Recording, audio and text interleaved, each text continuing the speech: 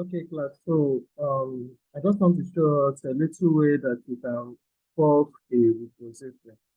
How we can fork a repository, and a very easy way to we can actually fork a repository. What do I need to fork a repository?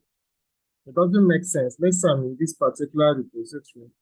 It doesn't make sense that probably I want to get someone's work like this. I'll just click on this blog page, and I just come here and copy a link to this repository.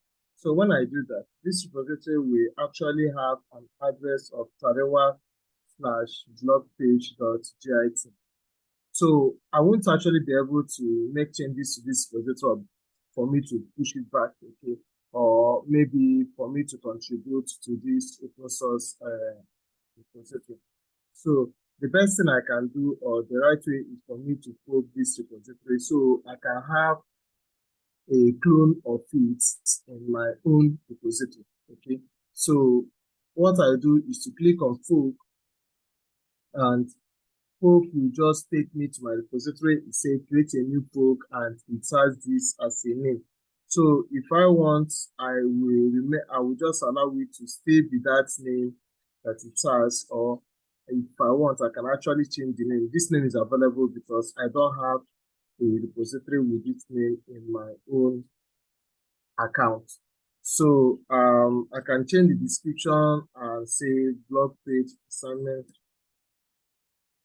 clone from you. Let's say something like that. And I can say create a page. If I have other accounts, I can also select here. Okay, but this is just my own account. Okay, so this will clone it into the master. All right. If I don't want to clone to master, I can just leave it that not uncheck that I don't want to clone to master. Okay. Which is also very important that you don't actually clone to master. Okay. So can look at, do I have any other repository or no other branch that I have here? That is fine, but I can just leave it on that master branch. I can always change it later.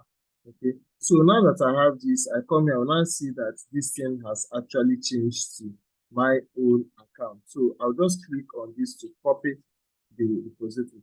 So next thing I'll do is to navigate to my command line. I can go to my VS Code command line, or I can just move to command line like this, and probably where do I want this thing to be? I want it to be in CD, I want it to be in document, I want it to be in documents, and I can simply say git clone this, git clone this. I'll just paste the link. So immediately I do it, it will start cloning it, and depending on how large the file is, it has already cloned it. So what I'll simply do is to open it with Visual Studio Code by saying I have to navigate to it, cd blog page. Okay, I'll just hit enter, and with code space dog, I will trigger Visual Studio Code to actually open this now.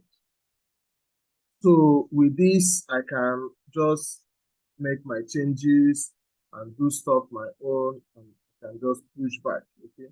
So I now have it here, meaning I can actually do changes that I want to do. I can make my changes here and order. So I can open my terminal, and I can decide to create switch. I can switch to git bash, and I see that this is on master. I can decide to create a branch for myself. Git checkout, can check out from this flag B. Can call it code branch. Can call my branch code. So when I do that, you can see I have switched from this to that, and then this code branch. Now maybe I can just run this application. Let me just choose one app that I have here, and simply open this. Let me just preview this application to see how it looks like.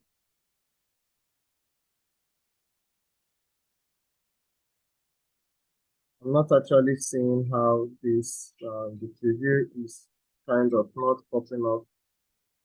And let me open YouTube.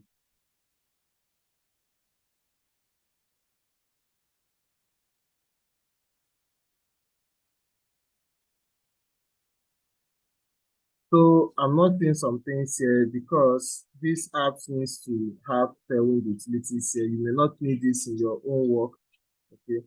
But this one seems to have Tailwind utilities, meaning I need to install some packages. There are some packages that are needed here. You may not actually need all this, okay? So I can simply say npm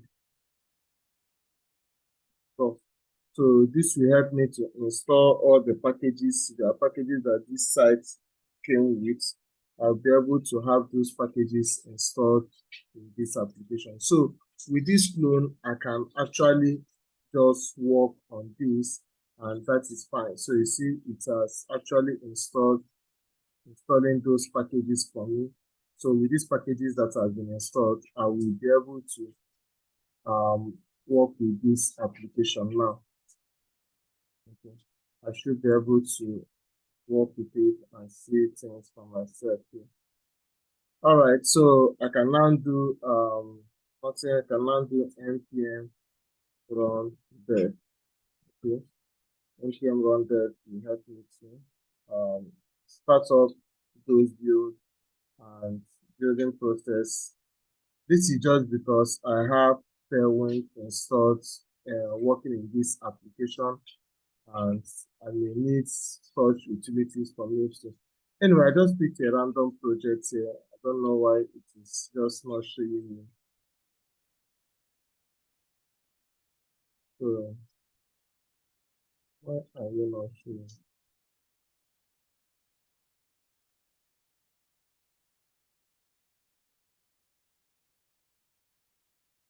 So let me see if I can actually load a page at all from what I have cloned.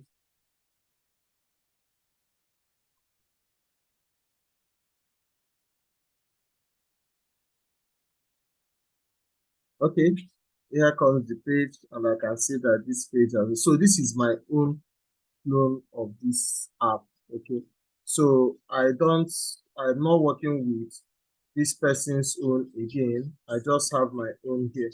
Okay, so I can just navigate here to commit. I can just stage all my files for commit and then push back. Okay, I can say add some changes. Can just give it a fix.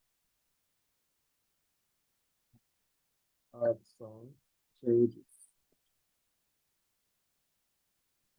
So I can commit and push. Definitely, I don't have this branch, so it's going to ask me if I wanted to put this branch to that remote repository. So okay, and if I navigate to my own app, I will actually see that I have a branch called code there, and it has finished pushing it. Let me just confirm from my Git repository if I have such branch there. Okay. So coming down here,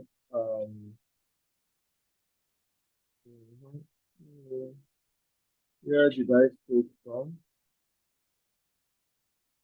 I think I have to go to my GitHub.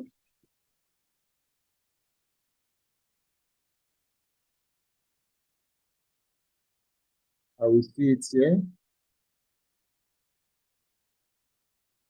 and I can see that if I navigate to code, I will actually see that I made some changes, and this 1 minute ago, I had some changes. And this is just an easy way that, so if I'm making changes, these changes are actually being reflected on my own repository. Definitely, it will show here that this book was created from Tariwa page. So just an easy way on how you can create a repository.